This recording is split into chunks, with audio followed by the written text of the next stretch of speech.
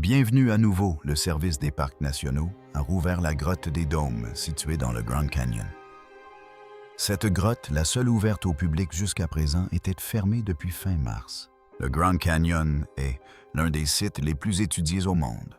Pourtant, caché en son sein se trouve une région où aucun visiteur n'est jamais autorisé à pénétrer. Avez-vous déjà entendu parler de la grotte du Grand Canyon? Elle ne figure pas sur les cartes publiques et son accès est interdit par arrêté fédéral. Voilà donc une histoire fascinante au Grand Canyon. Depuis des décennies, les gardes forestiers signalent des bétails, des pannes de matériel des drones disparus et d'étranges lumières clignotant au cœur des falaises, là où personne n'est censé se trouver. Le Grand Canyon recèle des secrets que beaucoup de gens n'ont pas vraiment révélés. Ces régions étaient discrètement classées comme zones interdites. Mais récemment, une équipe de scientifiques a reçu l'autorisation exceptionnelle d'y pénétrer. Et ce qu'ils ont découvert au plus profond du canyon a stupéfié le monde. Une zone où personne n'osait s'aventurer. Au cœur du Grand Canyon se cache un lieu dont la plupart des visiteurs ignorent l'existence. Il s'agit d'une portion de falaise si instable et isolée que même les responsables du parc en parlent avec prudence. Les gardes forestiers l'appellent la zone interdite. Les pins des falaises s'élèvent presque à la verticale, leur face marquée de profondes fractures et de cicatrices laissées par les éboulements incessants et les violentes rafales de vent. D'après les archives du parc, la dernière descente officielle s'est terminée en catastrophe lorsqu'un éboulement soudain a emporté un des grimpeurs. Un rocher l'a percuté à l'épaule et l'a projeté contre la falaise, déchirant son harnais et lui fracturant plusieurs côtes avant que la corde de sécurité ne cède.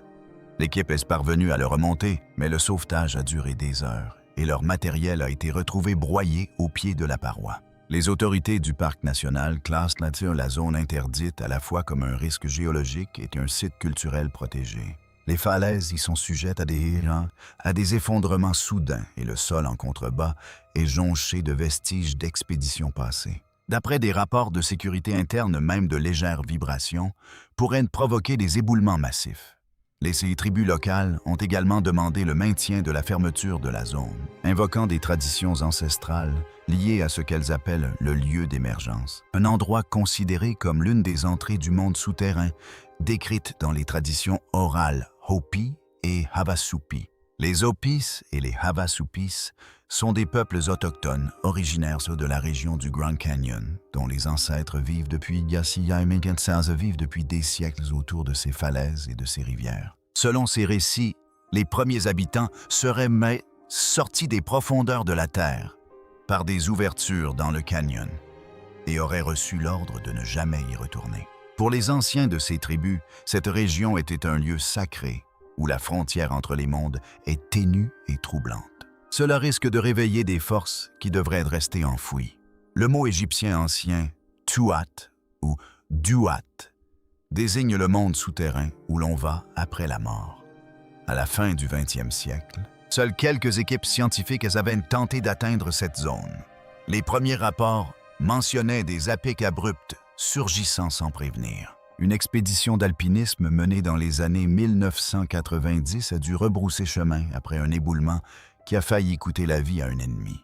Après cela, la zone interdite du canyon est devenue l'un des derniers endroits que personne n'osait étudier. La situation a changé début 2024, lorsqu'une équipe de recherche multidisciplinaire a reçu une autorisation exceptionnelle pour explorer la zone. Suite à une série de petits effondrements près du cours d'eau, qui ont soulevé des inquiétudes quant à la sécurité, les autorités du parc ont approuvé une étude de stabilité géologique. L'équipe comprenait des géologues, des climatologues et des cartographes de plusieurs universités. Leur mission consistait à analyser les phénomènes d'érosion et les fractures de stress à l'aide de scanners LAR et de caméras spectrales de pointe, capables de capturer des données dans des endroits inaccessibles en toute sécurité. Pendant des semaines, les relevés semblaient normaux. Les écrans affichaient les couches rugueuses habituelles de calcaire et de sédiments. Le logiciel a ensuite effectué un scan d'une paroi rocheuse du nord et de faibles arches ont commencé à apparaître dans les données. Les formes étaient symétriques et précises, brillant sur l'écran comme le contour de pièces cachées, Au début, les scientifiques ont soupçonné une erreur de calibration. Lorsque plusieurs appareils ont confirmé les mêmes formations, la tension sous la tente de contrôle s'est passée de la curiosité à l'incrédulité. Selon les premiers rapports, l'équipe a débattu de l'opportunité d'enquêter immédiatement ou d'attendre des analyses complémentaires. La curiosité l'a emporté. Les préparatifs commencèrent pour une descente contrôlée dans la paroi du canyon afin de confirmer les observations des scanners. Ils l'ignoraient encore, mais cette décision les mènerait face à quelque chose que l'humanité n'aurait jamais dû découvrir: la descente dans les chambres cachées. La descente commença avant l'aube. Le canyon était silencieux hormis le cliquetis du métal et le léger souffle du vent entre les falaises. L'équipe de recherche se tenait au bord du précipice, le regard plongé dans une paroi si abrupte qu'elle semblait plonger directement dans l'obscurité. C'était la zone interdite, l'endroit même que les alpinistes chevronnés évitaient. Les scientifiques savaient qu'une pierre qui se détachait ou une rafale de vent soudaine pouvait tout anéantir. Ils vérifiaient leurs cordes, testaient leurs pointes d'ancrage et progressaient un par un. Tous les quelques mètres, ils s'arrêtaient pour écouter. C'est fou. Cette minuscule entrée donne sur une grotte immense où l'on attend le moindre craquement de pierre. D'après les témoignages, la tension était si palpable que le bruit d'un caillou qui tombait faisait sursauter quelqu'un. Il fallut près de 2 heures avant la première apparition significative. Lorsque la lumière du matin frappa la falaise, leurs lampes frontales révélèrent quelque chose d'étrange en contrebas. Un léger scintillement se dessinait sous les couches de roches et de taches minérales. D'abord, ils crurent à une simple illusion d'optique due à l'humidité. Mais en braquant leurs projecteurs, ils aperçurent 3 arches parfaites taillées dans la pierre. Hautes, lisses et régulièrement espacées, elles formaient une symétrie que la nature produit rarement. Un des grimpeurs murmura que cela ressemblait aux entrées de portes enfouies. Atteindre ces ouvertures n'était pas une mince affaire. L'équipe dut tailler des prises et dégager des siècles de poussière. Le premier grimpeur rapporta que la surface de la roche était différente, plus dure, plus lisse et plus froide que la falaise environnante. Une fois arrivés à la première ouverture, ils sécurisèrent les cordes et pénétrèrent avec précaution. La température à l'intérieur chuta brutalement. Leur souffle s'échappait en petits nuages et leur voix résonnait courte et monocorde. L'air était lourd comme immobile depuis des siècles.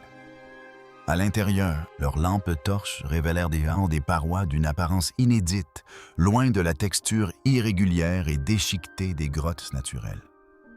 Ces parois étaient lisses et courbes. Leur surface était si douce que la lumière y glissait sans se briser. Cela ne ressemblait pas à de l'érosion, mais plutôt à une sculpture. Un chercheur passa une main gantée le long de la paroi et déclara qu'elle était polie presque intentionnelle. En s'enfonçant plus profondément, l'espace s'ouvrait sur 3 chambres reliées par un étroit tunnel. La première chambre pouvait accueillir plusieurs personnes debout. La seconde était incurvée vers l'intérieur à la manière d'un demi-dôme. La dernière était plus petite, mais s'enfonçait plus profondément dans la roche. Chaque paroi portait de légères rainures comme des marques d'outils. Certaines étaient à peine visibles, tandis que d'autres formaient des motifs peu profonds qui se répétaient à intervalles réguliers. Au centre de la plus grande chambre, l'équipe fit une découverte qui suscita l'étonnement général. « Mec, regarde cette pièce. » Une plateforme en pierre entourée d'un cercle de rochers. Ces rochers n'ont pas été placés au hasard. Elles étaient disposées selon un motif pointant dans la même direction. Mesurées, les chambres s'alignaient presque parfaitement d'est en ouest, comme si elles avaient été conçues pour suivre la course du soleil. Un silence s'installa. D'après les témoignages recueillis sur place, le groupe resta immobile, chacun comprenant la même chose. Ce n'était pas l'œuvre de la nature. Quelqu'un l'avait construit. Les murs, les angles, l'agencement. L'ensemble dégageait une impression d'ordre. L'un des scientifiques écrivit plus tard qu'entrer dans cet espace lui paraissait étrange. Non pas parce qu'il était dangereux, mais parce qu'il semblait habité. Impossible de savoir qui l'avait conçu, ni depuis combien de temps s'il était resté caché. L'air y était sec et immaculé. Pourtant, les surfaces semblaient presque neuves. C'était comme pénétrer dans un lieu conçu par quelqu'un d'autre, confia plus tard un chercheur. Mais la conception impliquait une finalité, et le premier indice de cette finalité se trouvait sur la plateforme elle-même. L'objet qui n'aurait pas dû exister. La plateforme au centre de la chambre paraissait banale au premier abord. Plate et recouverte d'une fine couche de limon, comme tout le reste dans la pièce. Elle laissa passer son gant sur sa surface et resta figée. Sous la poussière, une forme métallique captait la lumière. L'équipe s'approcha, dégageant les sédiments, jusqu'à ce que la forme complète apparaisse. C'était un objet circulaire, de la taille du mail, sa taille d'une assiette en métal, d'une finesse bien trop grande pour être ancien. Sa surface était impeccable, lisse, froide et parfaitement symétrique. Lorsqu'un des alpinistes le toucha, il recula aussitôt. Le métal était glacé plus froid que l'air ambiant, comme s'il absorbait la chaleur. Ils l'ont extraite avec précaution du limon compacté. À l'aide d'outils bien stérilisés, l'équipe l'a dégagé et déposé sur une surface rembourrée. L'objet semblait tout juste forgé. Bien qu'il ait été enfoui sous terre pendant des milliers d'années, sa surface ne présentait ni rouille, ni écaillage, ni aspect terni sous la lumière. Au contraire, elle émettait d'un léger reflet bleuté, semblable à celui de l'acier poli. D'après les notes de terrain, un géologue a murmuré que cela ne pouvait être naturel. Cela semblait artificiel et non formé. Pour en avoir le cœur net, l'équipe a réalisé un test de fluorescence exportable, une méthode simple pour analyser la composition chimique du métal. Les résultats ont stupéfié tout le monde. Les analyses ont révélé une forte concentration d'arsenic associée à des traces de platine et de nickel. Ce mélange n'est pas présent naturellement dans les roches du canyon. Les teintes brun-orangées suggèrent la présence de fer ou d'autres minéraux mélangés au calcaire. Cela nécessiterait une chaleur extrêmement élevée et des méthodes de Fiditsaus et des méthodes de raffinage contrôlées, ce qui n'est possible qu'avec une technologie de pointe. L'équipement a été recalibré à plusieurs reprises, mais chaque analyse a révélé le même résultat. Les données suggéraient que le créateur de cet alliage possédait des connaissances en métallurgie qu'aucune autre civilisation ancienne d'Amérique du Nord n'avait connues. Autour de l'objet se trouvaient même plusieurs fragments de pierre polie, disposés en un anneau lâche. Certains fragments étaient incurvés vers l'intérieur, s'emboîtant comme les pièces d'un cadre brisé. Une section présentait une rainure peu profonde, épousant parfaitement le bord arrondi du disque, suggérant qu'elle y avait été placée intentionnellement. Selon les rapports, l'équipe a débattu de sa signification. Certains pensaient qu'il s'agissait d'un objet cérémoniel, peut-être une relique sacrée laissée par un peuple ancien. D'autres estimaient qu'elle semblait fonctionnelle, un élément d'un dispositif ou d'un mécanisme plus vaste aujourd'hui disparu. Sous grossissement, l'objet révélait des lignes microscopiques à sa surface de fines rainures droites qui semblaient avoir été gravées avec des outils de précision. Certains membres de l'équipe ont émis l'hypothèse qu'il s'agissait de gravures ou de marquages par revêtement, tandis que d'autres pensaient qu'il s'agissait de traces laissées par une sorte de procédé de façonnage avancé. Quoi qu'il en soit, la perfection de ces lignes troubla tout le monde. Rien ne correspondait aux outils rudimentaires et artisanaux connus des civilisations anciennes. Près du bord de la plateforme, l'équipe découvrit des cavités creusées dans le sol en pierre, formant un cercle parfait dont la taille correspondait à celle de l'objet. Cela donna naissance à une nouvelle hypothèse. La plateforme aurait pu être conçue pour maintenir le disque en place, soit comme élément d'une structure, soit comme support rituel. Cette découverte rendait impossible de considérer ces chambres comme de simples grottes. Elles avaient été construites dans un but précis, et cet objet semblait en être l'élément central. À mesure que la documentation progressait, l'équipe passa de la curiosité à l'inquiétude. La découverte n'avait plus l'air d'une percée scientifique. Ils avaient le sentiment d'avoir mis au jour quelque chose qui n'appartenait pas à l'histoire de l'humanité telle qu'ils la connaissaient.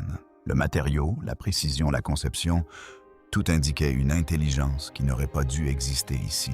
L'un des scientifiques avoua plus tard que le simple fait de le tenir lui avait donné des frissons comme s'il avait touché quelque chose d'une autre époque. Cette découverte obligea l'équipe à reconsidérer l'ensemble du site. Si cet artefact métallique était authentique, alors les chambres interdites du canyon n'étaient pas des formations naturelles. Elles avaient été construites par des mains qui maîtrisaient de la science et la symétrie bien avant que de telles connaissances ne soient supposées exister, d'après les témoignages.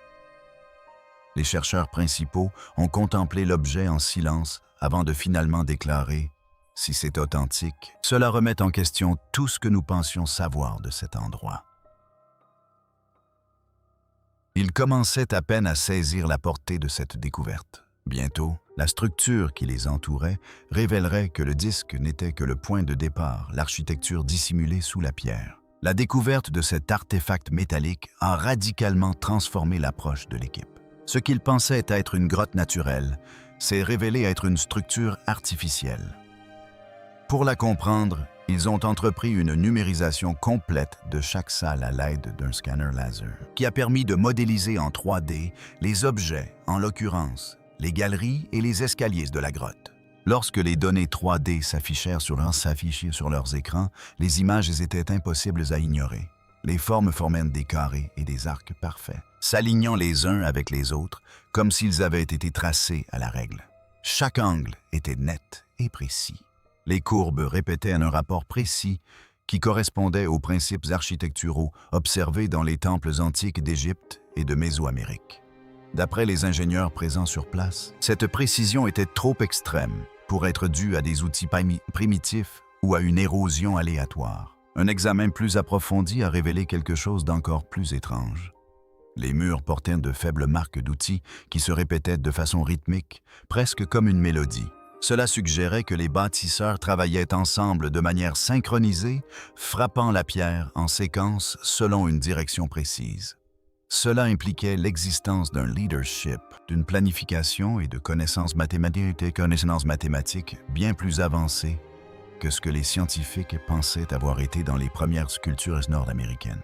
Dans la seconde chambre, les chercheurs ont découvert des traces minérales sur les parois, formant un contour estompé à mi-hauteur. Des analyses ont confirmé qu'elle provenait d'une source souterraine tarie depuis des milliers d'années. Cela indique que les bâtisseurs avaient choisi un site ayant accès à l'eau courante, probablement pour la stocker ou la contrôler. D'après certains rapports des scientifiques, pensent que tant que la structure aurait pu servir de réservoir sacré ou d'espace cérémoniel lié au cycle de l'eau. Au fond de la dernière salle, l'équipe a découvert une petite niche contenant une unique dalle de pierre. Sa surface était ornée de cercles entrelacés, semblables à une chaîne. Les gravures étaient lisses, identiques et parfaitement régulières. Certains pensent que ce motif pourrait receler une signification codée ou représenter une forme primitive de mathématiques. Lorsqu'on a scanné la dalle, les distances entre chaque courbe suivaient un rythme répétitif à l'image des notes d'une chanson ou des pas d'une danse. Son créateur maîtrisait manifestement les notions de motif, de proportion et de précision. Pour tester l'espace lui-même, un chercheur a appelé afin de vérifier l'écho. Au lieu de se disperser, le son revint avec une tonalité douce et régulière. Les murs semblaient conçus pour retenir la résonance, comme si la pièce avait été construite pour contrôler le son. D'après les témoignages, cette constatation laissa l'équipe sans voix. Celui qui a construit ces chambres maîtrisait aussi bien la pierre que l'acoustique. Lorsque l'équipe a étendu ses relevés plus profondément dans la falaise, les instruments ont détecté de faibles signaux inexplicables, les énergies sous le canyon. Lorsque les analyses ont atteint les chambres extérieures, les relevés ont changé de façon inattendue. Leurs instruments ont commencé à émettre un bip lent et régulier, une faible pulsation provenant des profondeurs de la roche. Le phénomène se répétait toutes les 12 secondes de manière régulière et ininterrompue. L'équipe a d'abord pensé à des interférences provenant de leur propre matériel, mais même après avoir tout éteint, l'impulsion a persisté. Le signal provenait de l'intérieur même du canyon, tel un battement de cœur enfoui sous la pierre. En temps normal, les champs magnétiques fluctuent de façon aléatoire. Leurs variations ne sont jamais régulières. Pourtant, ici, les mesures montaient et descendaient avec une précision mathématique. Les mesures effectuées dans la chambre ont révélé une énergie maximale au centre et des valeurs plus faibles en périphérie, comme si un élément interne à la roche générait un champ magnétique contrôlé. Un chercheur a comparé cette situation à celle d'un générateur souterrain inépuisable. Les théories ont fusé au sein du groupe. Certains ont émis l'hypothèse que de l'eau souterraine pouvait circuler à travers des minéraux magnétiques. D'autres estimaient que cet alignement était trop précis pour être naturel. Selon des témoignages non vérifiés, un géophysicien a suggéré que les bâtisseurs auraient pu disposer délibérément des pierres magnétiques, canalisant ainsi l'énergie terrestre dans un cycle répétitif. C'était une idée audacieuse, mais les instruments ne mentaient pas. Pour tester le lien entre le son et le magnétisme, l'équipe a installé des haut-parleurs à l'intérieur de la chambre. Ils ont diffusé un son grave et continu et ont observé les relevés. En quelques instants, les pulsations de la roche commencèrent à s'atténuer au rythme du son. L'air se mit à vibrer et un bourdonnement sourd remplit la pièce. Pas fort, mais suffisamment profond pour être ressenti dans la poitrine. La chambre entière sembla réagir comme si la pierre elle-même était vivante et à l'écoute. Tandis qu'ils balayaient le plafond avec leurs lampes, un chercheur passa en mode ultraviolet. Et c'est alors que le véritable choc se produisit. De minuscules cristaux incrustés dans le plafond commencèrent à luire d'un bleu pâle. Au début, ils semblaient disposés de façon aléatoire, mais plus ils brillaient, plus le motif devenait net. Les points lumineux formaient des constellations. La configuration des cristaux comparée aux cartes stellaires correspondait à l'aspect du ciel nocturne d'il y a 15 ans. Des analyses ultérieures ont démontré que ces cristaux n'étaient sans doute pas des formations naturelles issues de la géologie du canyon. Ils étaient en réalité artificiels, composés d'un mélange de pierres et de métal fondus et fusionnés sous l'effet d'une chaleur intense. Ce type de processus ne pouvait se produire que dans un environnement contrôlé, ce qui laisse supposer qu'il avait été délibérément conçu. Le constructeur de la chambre avait créé une carte stellaire lumineuse, conçue pour réagir à une lumière spécifique, préservant ainsi une image ancienne du ciel nocturne, bien avant que toute civilisation connue n'ait pu la réaliser. Plus l'équipe approfondissait son étude, plus les chambres semblaient réagir au son, à la lumière et aux champs magnétiques. Ils se comportaient moins comme une ruine que comme un système vivant intégré au cœur du canyon. Un chercheur a écrit dans son journal de terrain: « On a l'impression d'être à l'intérieur d'un système conçu pour penser. » Pourtant, la révélation la plus stupéfiante nous attendait encore au-delà de la dernière paroi. Un passage scellé, intact depuis la formation du canyon dissimulant quelque chose que l'équipe n'était pas censée trouver. La porte et la révélation. En examinant la paroi du fond de la dernière chambre, les scanners ont détecté quelque chose d'inattendu. Les relevés indiquaient une petite ouverture dans la pierre, à peine assez grande pour laisser passer un micro-drone. Intriguée, l'équipe a positionné le drone devant l'étroite fissure et l'a guidé à l'intérieur. Ces lumières ont vacillé contre les parois humides, tandis qu'ils se faufilaient, transmettant des images granuleuses. L'espace s'ouvrit alors. Une cavité cachée apparut sur l'écran. Une chambre plus petite et plus profonde remplie de roches irrégulières et de couches de limon accumulées au fil des siècles. Le silence se fit immédiatement dans l'attente de contrôle. Tandis que le drone avançait sa caméra, capta quelque chose d'étrange au fond de la chambre. Au premier abord, cela ressemblait à des pierres brisées. Puis, à mesure que la lumière s'ajustait, les formes se détachèrent. 2 squelettes humains gisaient côte à côte, à moitié enfouis sous les sédiments. La découverte a bouleversé toute l'équipe. Pour un site que l'on croyait intact depuis l'Antiquité, la présence de restes humains était impossible à ignorer. À proximité des traînées sombres recouvraient le mur.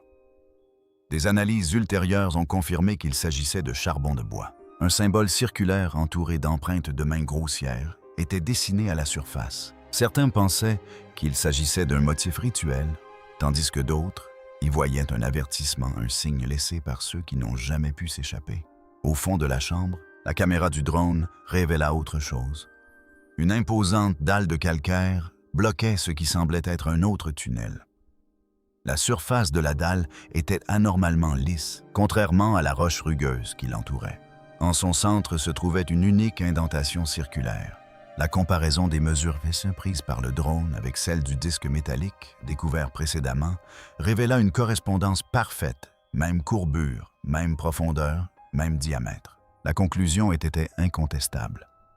Le disque n'était ni un ornement, ni une relique. C'était une clé parfaitement conçue pour s'insérer dans cette encoche. Les images divisèrent moins l'équipe.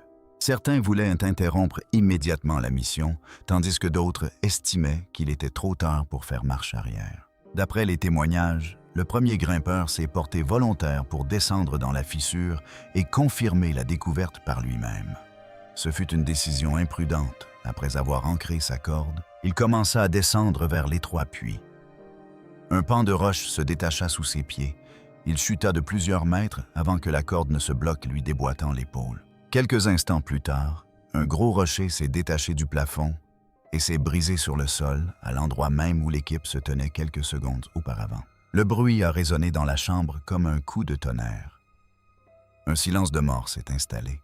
Il était clair que la zone était trop instable pour toute nouvelle tentative. Le drone a été rappelé et les images visionnées en silence.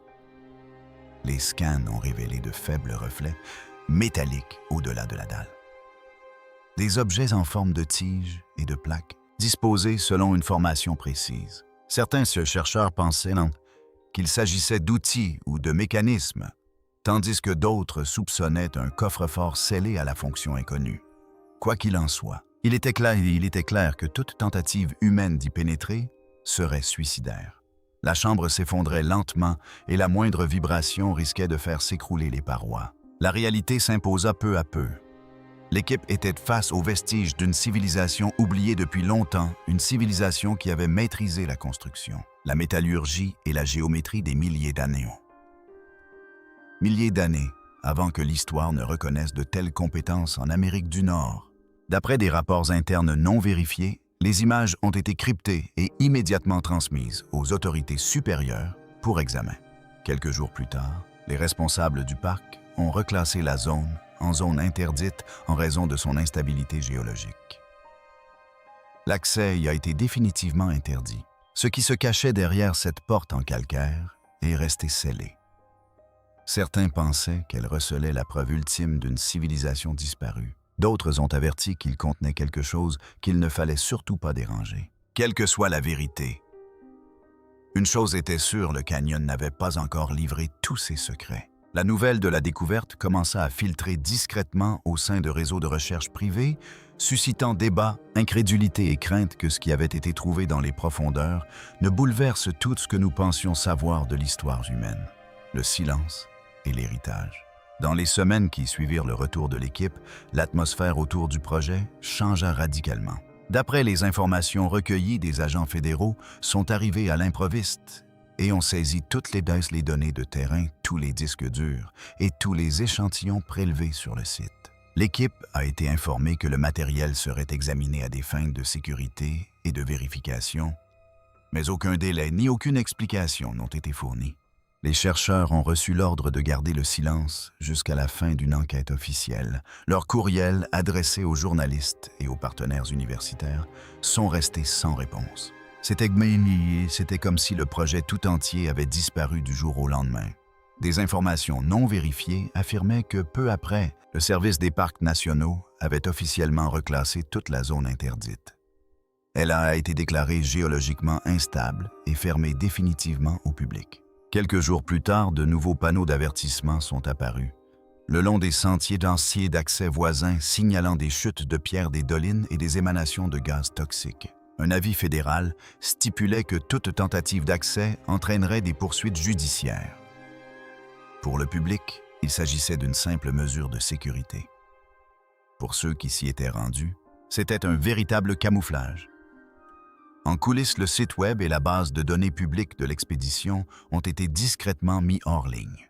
Les cartes archivées de la région ont été mises à jour afin d'en supprimer les voies d'accès au site. Même les relevés topographiques originaux ont été jugés incomplets. Puis, environ un mois plus tard, une vidéo de 30 secondes est apparue sur un forum confidentiel. On y voyait des fragments de la vidéo prise par drone, le plafond bleu fluorescent, les squelettes et le mur de calcaire lisse présentant une cavité circulaire. La vidéo s'est rapidement propagée avant d'être retirée quelques heures plus tard. Les scientifiques qui l'ont visionnée étaient partagés. Certains la jugeaient authentique et la qualifiaient de l'une des plus grandes découvertes archéologiques du siècle. D'autres la rejetaient comme un montage, arguant que les détails semblaient trop parfaits. Les agences gouvernementales ont ensuite publié un bref communiqué indiquant que la vidéo avait été modifiée numériquement, sans fournir davantage d'explications. Ceux qui avaient participé à la mission savaient que c'était faux,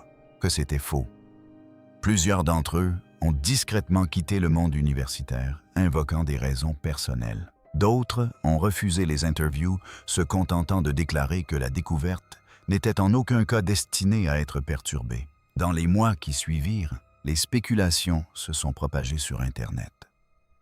Certains affirmaient que l'équipe avait mis au jour des preuves d'une civilisation oubliée. D'autres suggéraient que le site était lié à une technologie énergétique ancienne.